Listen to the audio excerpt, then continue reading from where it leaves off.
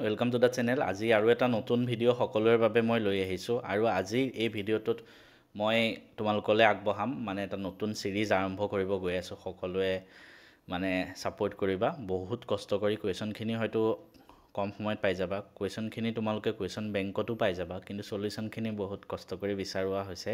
কাৰণ মই নিজেই সমাজ বিজ্ঞানৰ টিচাৰ নহয়, মই তোমালোকক পঢ়াইছিলোঁ যোৱা বছৰ বা তাৰ আগতে, কিন্তু মই ছ'চিয়েল চায়েন্সৰ লগত ইমান টাচত নাথাকোঁ, বেছি মেথছ চায়েন্স পঢ়াওঁ। বাট তোমালোকৰ ৰিকুৱেষ্ট ৰক্ষা কৰি মই এই প্লে'লিষ্টটো আৰম্ভ কৰিছোঁ। আজি ফাৰ্ষ্ট হিষ্ট্ৰীৰ ফাৰ্ষ্ট চেপ্টাৰটো আমি MCQ ছল্ভ কৰিম। প্ৰথম আমি জেনেৰেল MCQ যিখিনি 25টা MCQ ছল্ভ কৰিম। লাহে লাহে মই নিউ পেটাৰ্ণ কুৱেশ্যন ইয়াতে ইনক্লুড কৰি গৈ থাকিম, ঠিক আছে। অসমীয়া মিডিয়ামৰ বাবে হ'ব, আৰম্ভণিতে কৈ থওঁ। ইংলিছ মিডিয়ামৰ বাবে মানে বনাবলৈ টাইম নহ'ল, প্লাছ মোৰ ওচৰত ইমান ৰিচোৰ্চ নাই, সেইটো কাৰণে।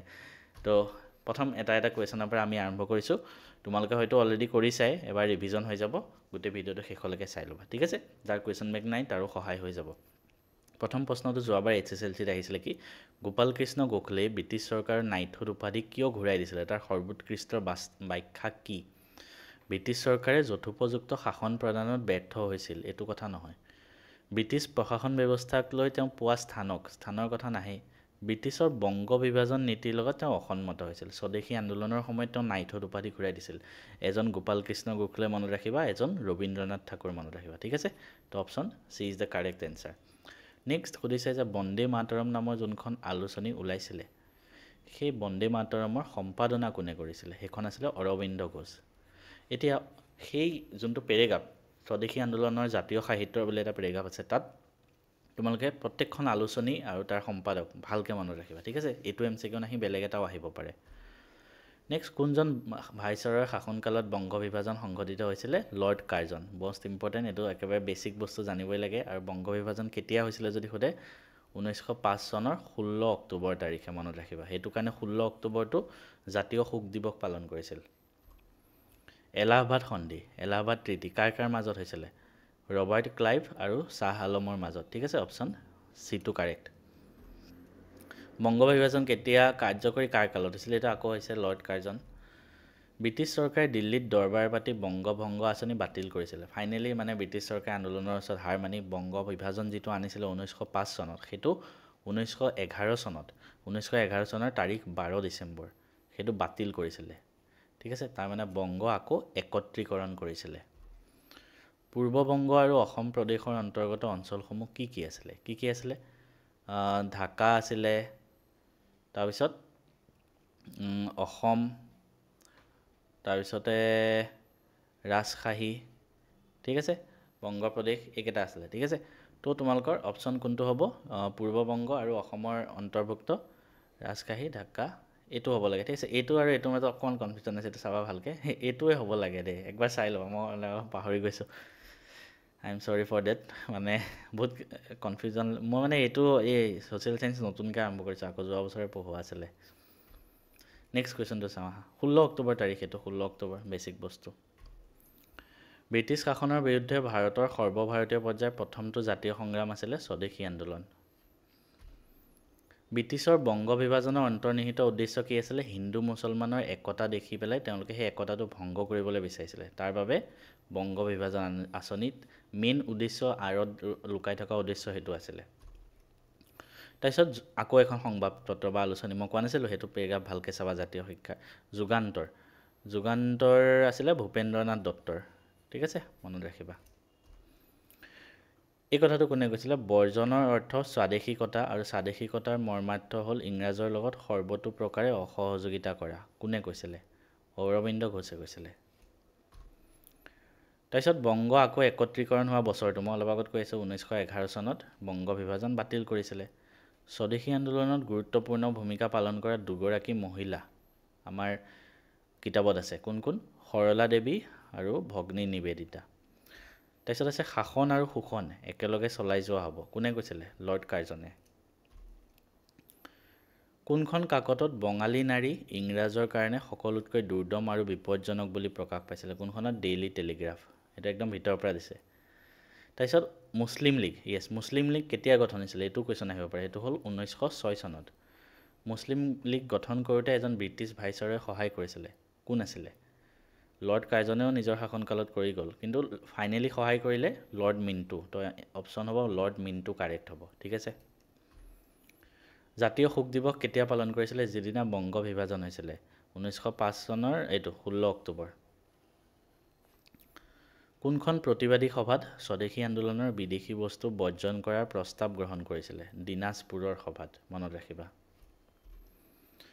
তাৰপিছত কুৱেশ্যনটো আছে, বংগ বিভাজনৰ প্ৰতিক্ৰিয়াস্বৰূপে কি আন্দোলন হৈছিলে? একেবাৰে সহজ প্ৰশ্ন, স্বদেশী আন্দোলন। ইমান সহজ প্ৰশ্ন নাহে। স্বদেশী আন্দোলনৰ সময়ত প্ৰতিষ্ঠা হোৱা এটা মানে কলা সংসদ আছিলে বংগীয় কলা সংসদ, ঠিক আছে। তাৰ মূল লক্ষ্য কি আছিলে? তাৰ মূল লক্ষ্য আছিলে যে পশ্চিমীয়া ৱেষ্টাৰ্ণ কালচাৰৰ পৰা আমাৰ ভাৰতৰ যিটো আৰ্ট আছে, মানে ভাৰতৰ চিত্ৰকলাক পশ্চিমীয়া প্ৰভাৱৰ পৰা মুক্ত কৰি এটা মুক্তভাৱে মানে আমাৰ চিত্ৰকলাটো দেখুওৱা। তো এইটো পশ্চিমীয়া প্ৰভাৱৰ পৰা মুক্ত ভাৰতীয় চিত্ৰকলাৰ ভেটি স্থাপন কৰা। তাৰপিছত বংগভংগ আঁচনিৰ তৃতীয় দফাটো তোমাৰ এইটো আছিলে, কলিকতাটো ৰাজধানী হ'ব বুলি আহিছিলে। তো ক'ত আছে? এইটো চোৱা, পশ্চিমবংগ, বিহাৰ, উৰিষ্যা আৰু ছোটনাগপুৰ সহ বংগপ্ৰদেশৰ ৰাজধানী কলিকতা হ'ব, ঠিক আছে। তো তোমালোকে গোটেইকেইটা দফাই মনত ৰাখিবা। তাৰপিছত অসমৰ মুখ্য আয়ুক্ত উইলিয়াম ই বাৰ্ডে চট্টগ্ৰাম সহ ঢাকা আৰু ময়মনসিং জিলা দুখন অসমৰ লগত চামিল কৰাৰ প্ৰস্তাৱ দিছিল, কিয়? এইটো এই য়েল্ল' কালাৰ এটা পেৰেগ্ৰাফৰ ভিতৰত আছে, ঠিক আছে, কিতাপত চাবা। অপশ্যন এটো কাৰেক্ট, অসমৰ চাহ খেতিৰ সম্প্ৰসাৰণ ঘটোৱা ইউৰোপীয় চাহ খেতিয়কসকলৰ ব্যৱসায়িক সুবিধাৰ কাৰণে, ঠিক আছে। অসম প্ৰদেশখন কেতিয়া গঠন কৰা হৈছিলে? 1874 চনত 7 ফেব্ৰুৱাৰী তাৰিখে, মনত ৰাখিবা। তাৰপিছত কোন আইনে বংগৰ গভৰ্ণৰ পদটো গভৰ্ণৰ জেনেৰেললৈ আনিলে? সেইটো হ'ল ৰেগুলেটিং এক্ট, অৰ্থাৎ নিয়ন্ত্ৰণকাৰী আইন, 1773 চন, ঠিক আছে। চ' এইকেইটাই আছিলে 25টা কুৱেশ্যন। ভিডিঅ'টো শেষলৈকে চোৱাৰ বাবে থেংক ইউ। আৰু যদি ভাল লাগিছে কমেণ্ট কৰিবা আৰু ক'বা যে এনেকুৱা আৰু লাগে ভিডিঅ', মই আৰু বাকী কষ্ট কৰি বাকী চেপ্টাৰকেইটাও বনাবলৈ চেষ্টা কৰিম। বাকী তোমালোকৰ যদি কোনোবাই ক্লাছ 10ৰ ষ্টুডেণ্ট আছা, তোমালোকে হয়তো অলৰেডি জানা, তথাপিও মই তোমালোকৰ কাৰণে জনাই দিওঁ, আমাৰ এপত 5টা ছাবজেক্টৰ কাৰণে কোৰ্চ এভেইলেবল আছে তোমালোকৰ। ফাৰ্ষ্ট অফ অল মেথছ আৰু ছায়েন্স মই তোমালোকক পঢ়াওঁ। এই মেথছ আৰু ছায়েন্সত কি হয় জানানে? লাইভ ক্লাছ হয়। সোমবাৰ মঙলবাৰ মেথছ ৰাতি 8টা বজাত আৰু বুধবাৰ বৃহস্পতিবাৰে ছায়েন্সৰ 8টা বজাত। আৰু যিখিনি চেপ্টাৰ অলৰেডি 5টামান চেপ্টাৰ হৈ গ'ল বৰ্তমান সময়ত, সেই 5টা চেপ্টাৰৰ ৰেকৰ্ডেড ক্লাছ তোমালোকে পাই যাবা। যি ক্লাছত পঢ়াওঁ তাৰ নোটছ মই দিওঁ। তাৰপিছত ইয়াৰ উপৰি তোমালোকক মক টেষ্ট পাতোঁ। মক টেষ্ট প্ৰত্যেক চেপ্টাৰৰ MCQ আহে, যিহেতু মক টেষ্ট হিচাপে পাতা হয়। ইয়াৰ উপৰি তোমালোকক মই হোমৱৰ্ক কৰিব দিওঁ আৰু কপিত পৰীক্ষা বহীত কেনেকৈ লং কুৱেশ্যনবিলাক লিখিব লাগে তাত চবকে চেক কৰি দিওঁ।